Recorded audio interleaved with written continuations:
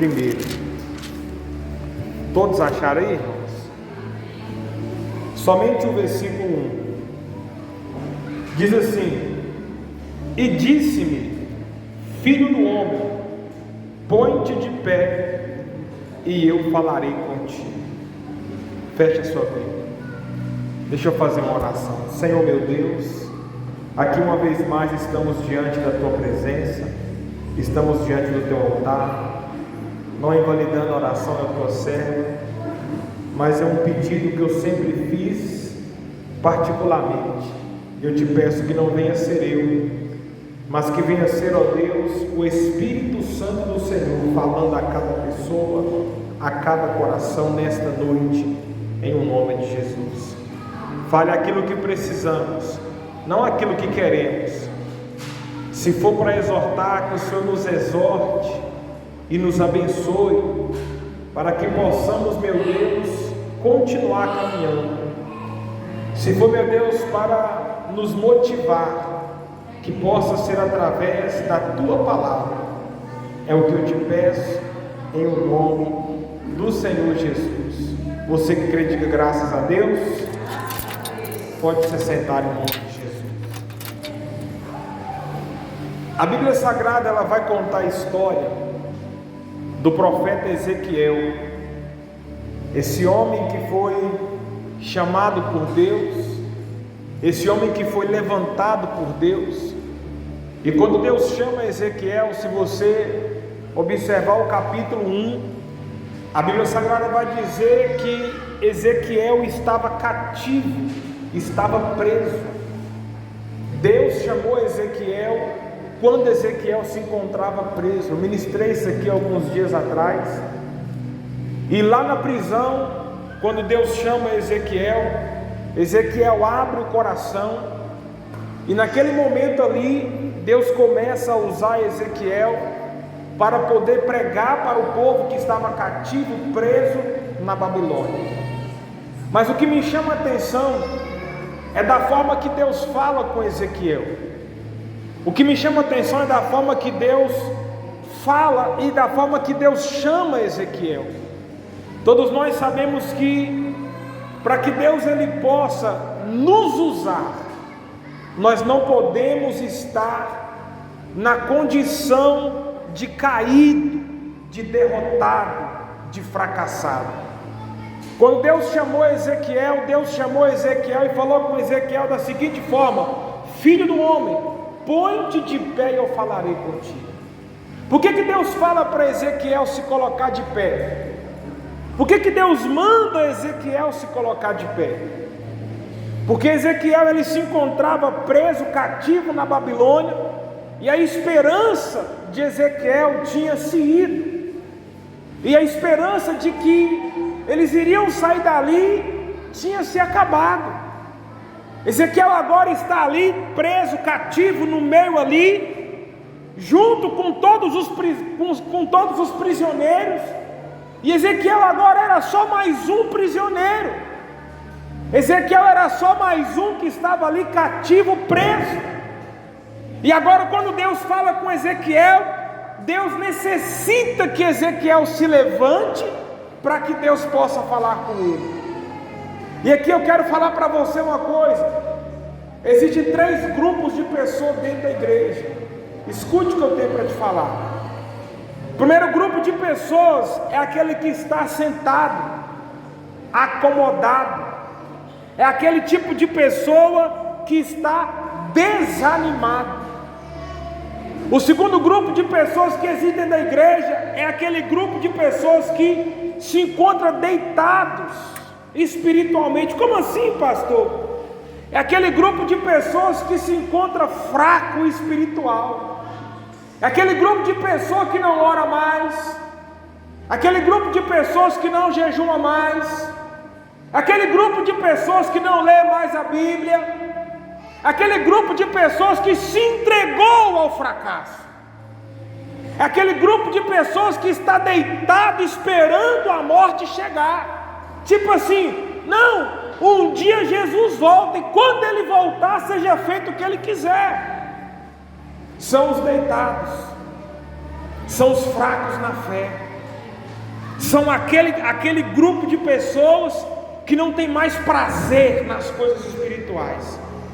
Aquele grupo de pessoas que não tem mais o desejo, a alma dele não queima, a alma dele não deseja mais a presença de Deus, a alma dele não deseja mais estar num ambiente espiritual.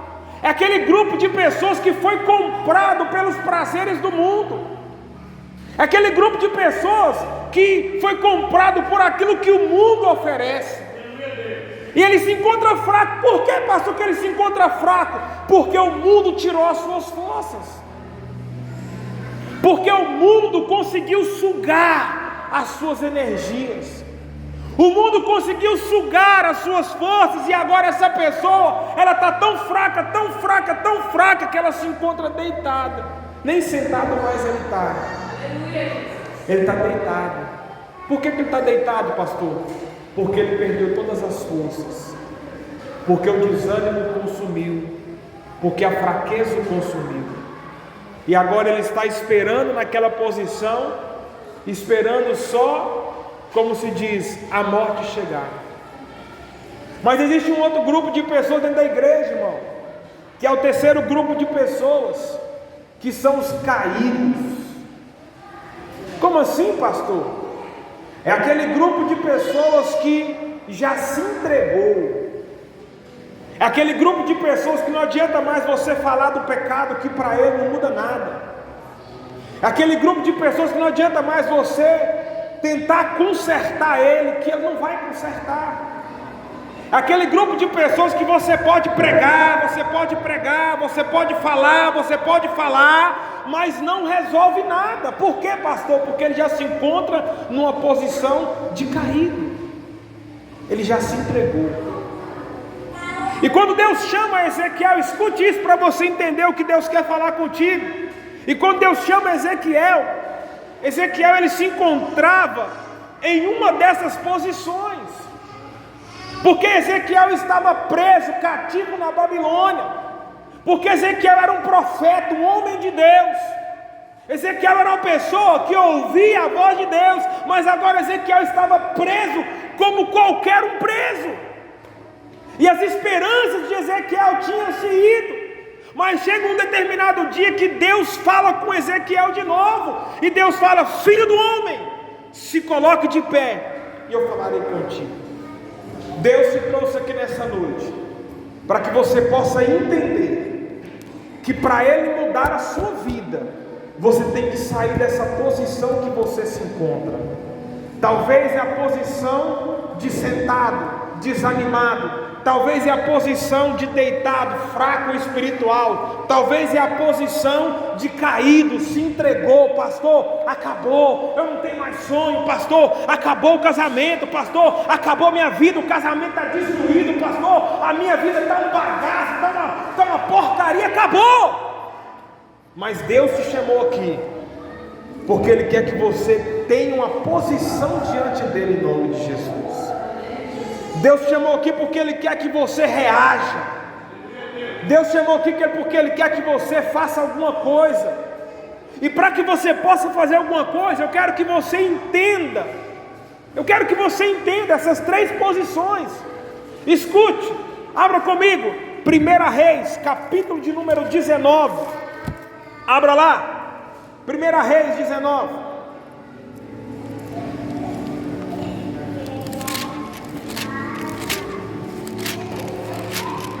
Primeira Reis, capítulo 19.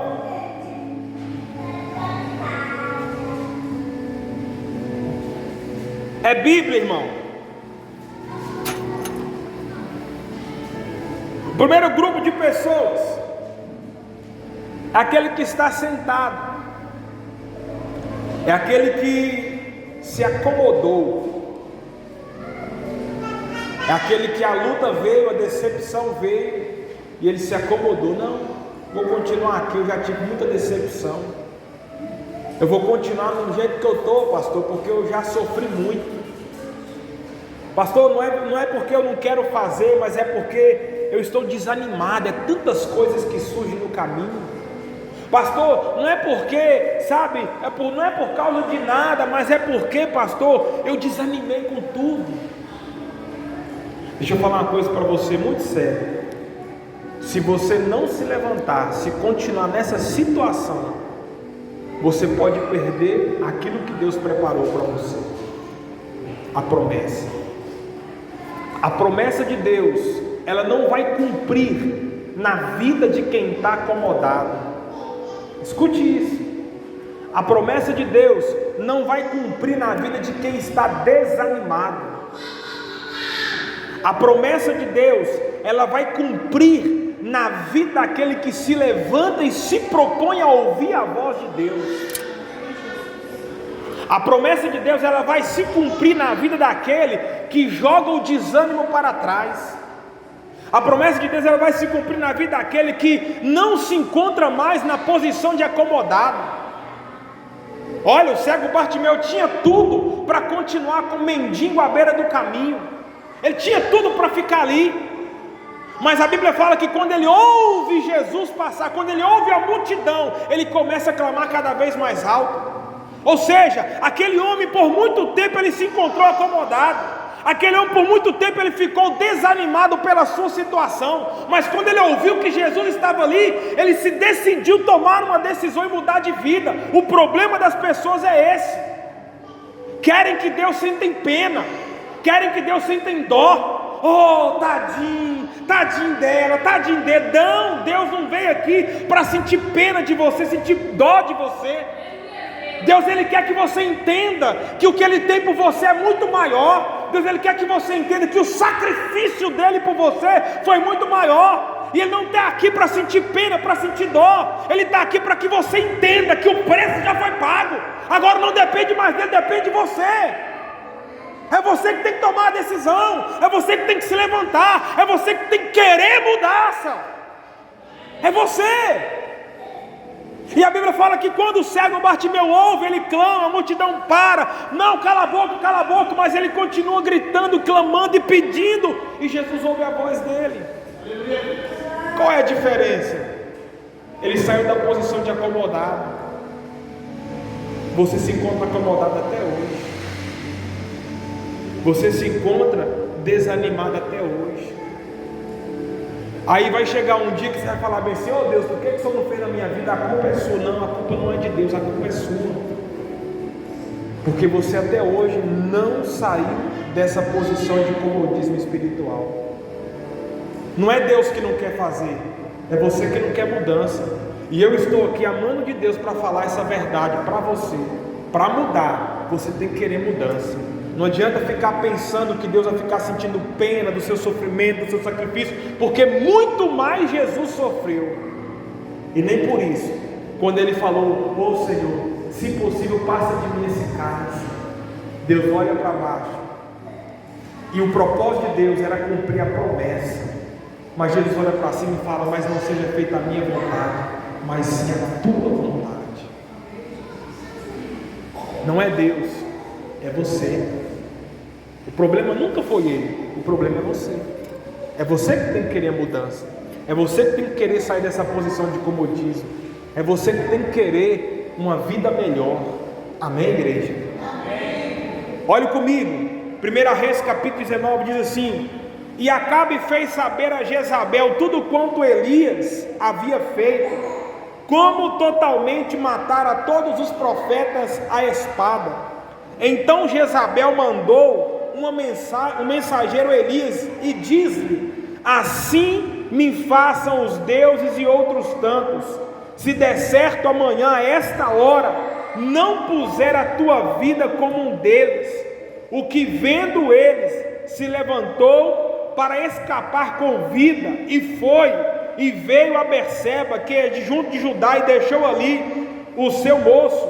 E ele foi ao deserto caminho de um dia e veio e assentou-se debaixo de um zimbro e pediu em seu ânimo a morte e disse: já basta, o Senhor toma agora a minha vida, pois não sou melhor do que os meus pais.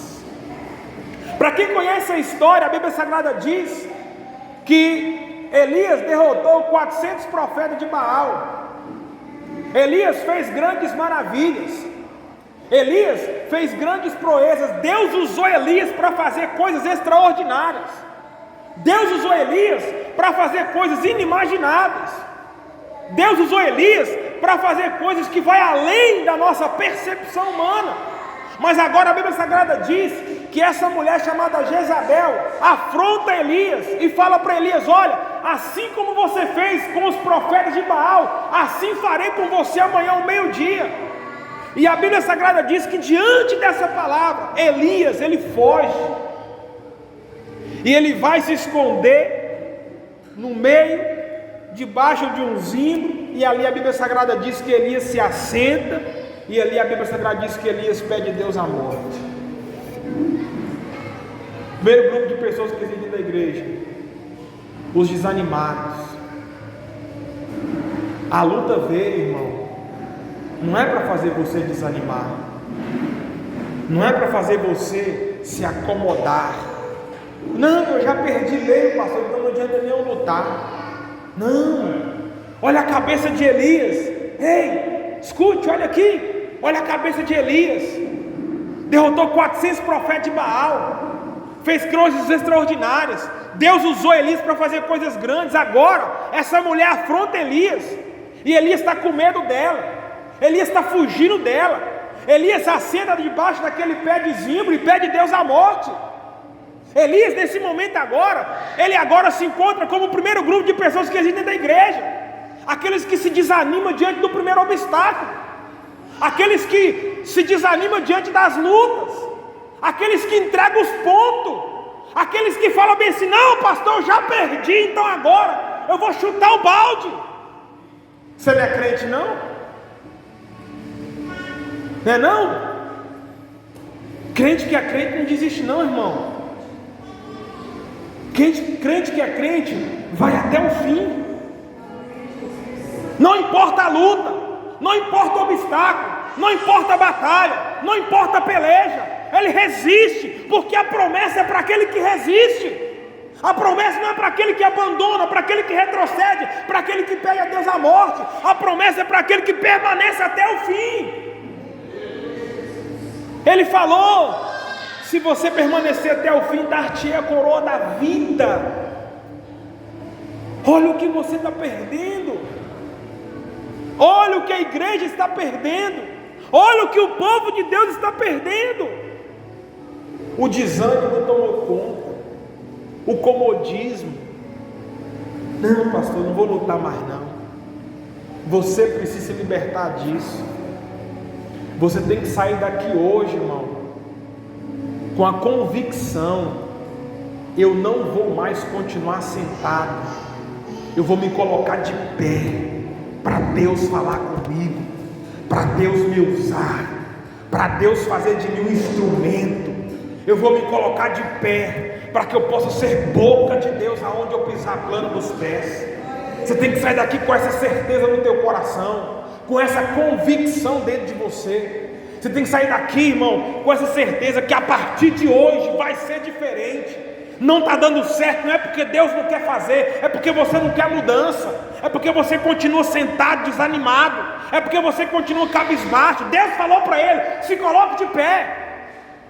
Tem que mudar a posição, tem que mudar a atitude, tem que mudar o raciocínio, tem que mudar o pensamento, igreja.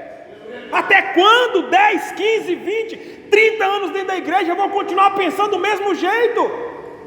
Até quando dentro da igreja, 30 anos, 40 anos, ouvindo o evangelho, ouvindo a palavra que salva, que cura, que liberta, e a minha mente vai continuar pequenininha? Glória a Deus! Até quando? Glória a Deus! Cadê a mudança?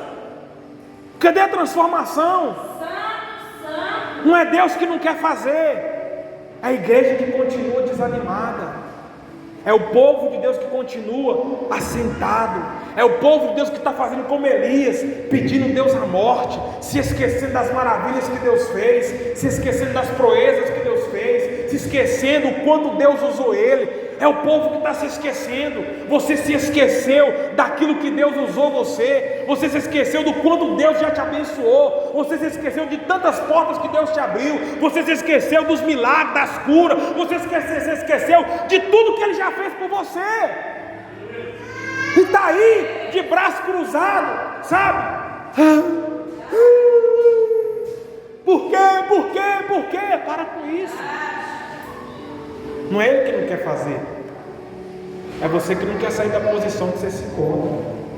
É você que não quer mudar a direção. É a igreja que quer continuar sentada e desanimada. É o povo de Deus que quer continuar sentado e desanimado. Na hora que você se levantar e falar: Senhor, eis-me aqui, fala que o teu servo ouve, Ele muda a sua história. Ele muda o teu futuro. Mas você precisa entender: não depende mais de Deus. O que Ele podia fazer, Ele já fez. Depende de você. É você que tem que querer. É você que tem que se levantar.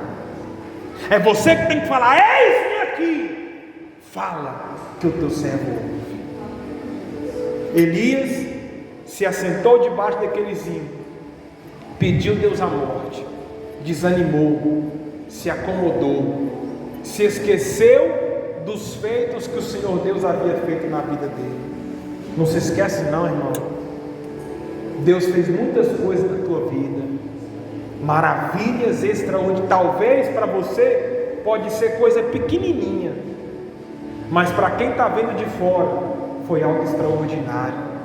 E para o Deus que você serve, Ele está vendo lá de cima, Ele está bem assim: eu fiz tanta coisa na vida de fulano. Ele não está enxergando o que eu já fiz. Ela não está enxergando as maravilhas. Ele não está enxergando que a porta que ele passou por ela foi eu que abri. Ela não está enxergando que foi eu que tirei o filho das drogas. Ele não está enxergando que foi eu que mudei a vida, que mudei a história. Ele não está enxergando se tem o que comer dentro de casa, fui eu que coloquei. Ela não está enxergando se tem roupa para vestir, fui eu que dei. Se esqueceu. Deus não quer que você esqueça. Deus quer que você continue lembrando. O que Deus quer de mim, pastor? Que você saia dessa posição que você se encontra. Que você se levante hoje. Que você fale para Ele: Senhor, eis-me aqui, fala que o teu servo ouve. E Ele tem o poder de mudar a sua vida, mas Ele só pode mudar se você querer mudança. Amém, igreja? Segunda posição que a igreja se encontra. Abra comigo 1 Samuel, capítulo de número 2.